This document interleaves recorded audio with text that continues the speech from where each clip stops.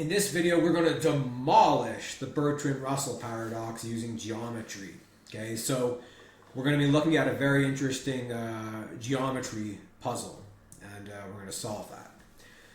This one's going to be really good, okay? I think this one will convince, like, a mathematician, okay? I've sent it to a few mathematicians, and they agree with most of the logic.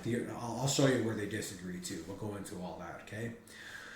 So, this is going to be the geometry problem, okay? So the question is it possible to design two shapes so that they both can be contained inside each other, right?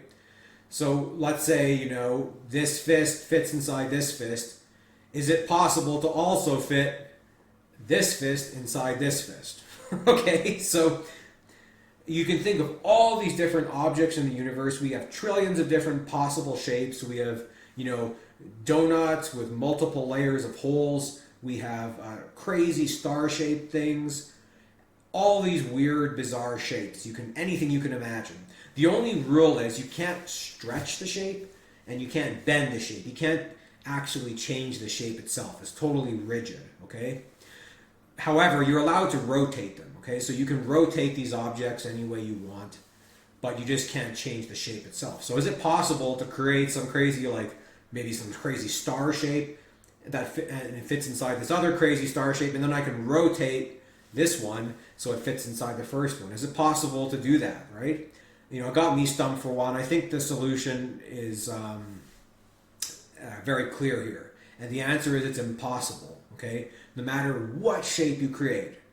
Isn't that cool? Like, you could just sit in a cave and not observe any, like, you could just sit in a cave and come to the conclusion that this is impossible without having, like, seen 99.999% of shapes in the universe. You don't even have to observe the shapes. You already know it's logically impossible. And the reason why is because containment requires a larger volume, all right?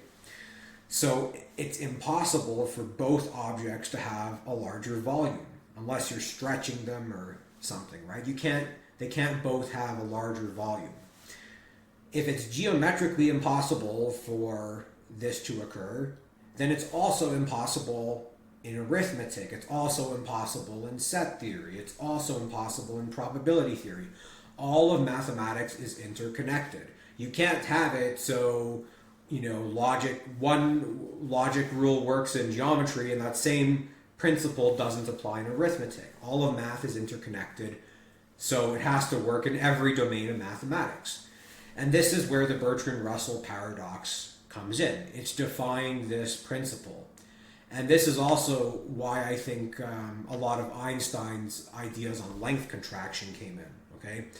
Einstein's ideas on length contraction allow us so that we can fit, you know, A inside B and B inside A through this length contraction principle.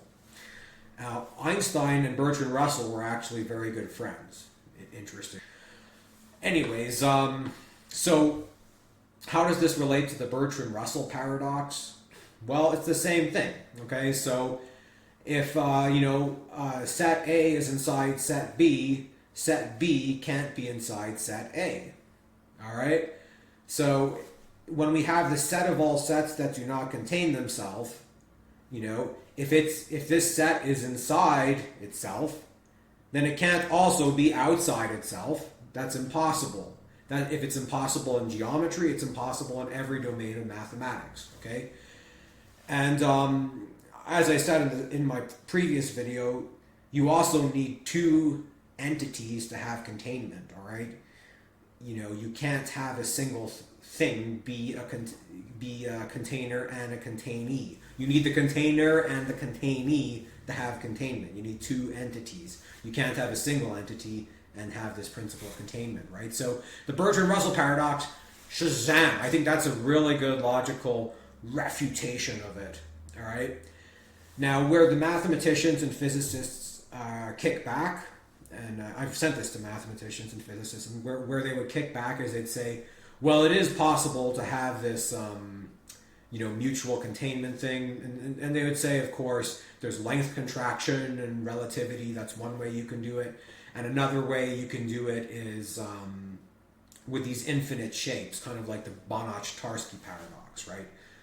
But I think that logic is exactly the other way around. I think that we can use this principle of the geometry problem, where you have mutually exclusive containment. I think we can actually use that to show that a lot of these ideas in set theory are actually just wrong, okay? So when we're dealing with these like infinite sized shapes, we're basically showing that both of them have the larger volume. How can two infinities both have the larger volume? So I think that's a good way we can actually refute a lot of these ideas in infinity as well. Now, these ideas in infinity, they come from Georg Cantor, okay? And this is what Leopold Kronecker said about this, okay? Leopold Kronecker was the professor of Georg Cantor. He said that Georg Cantor is a charlatan. Ouch. So that's a pretty darn strong accusation, you know, coming from your own professor. If your professor calls you a charlatan, you know, that this is the kind of work we need to really closely look at and examine, right? Okay, so what do you think? Do you think that's a good refutation? Let me know your thoughts in the comments, and hopefully this was an interesting video. I'm probably not going to be making videos for a long time.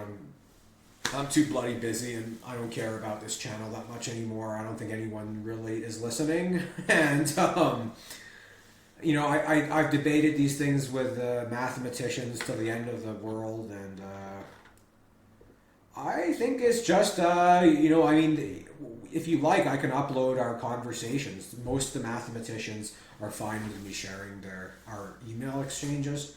So if you like, I can upload them, but they're more or less saying what I'm saying here. But if you don't trust me, I can upload them for you if you like to.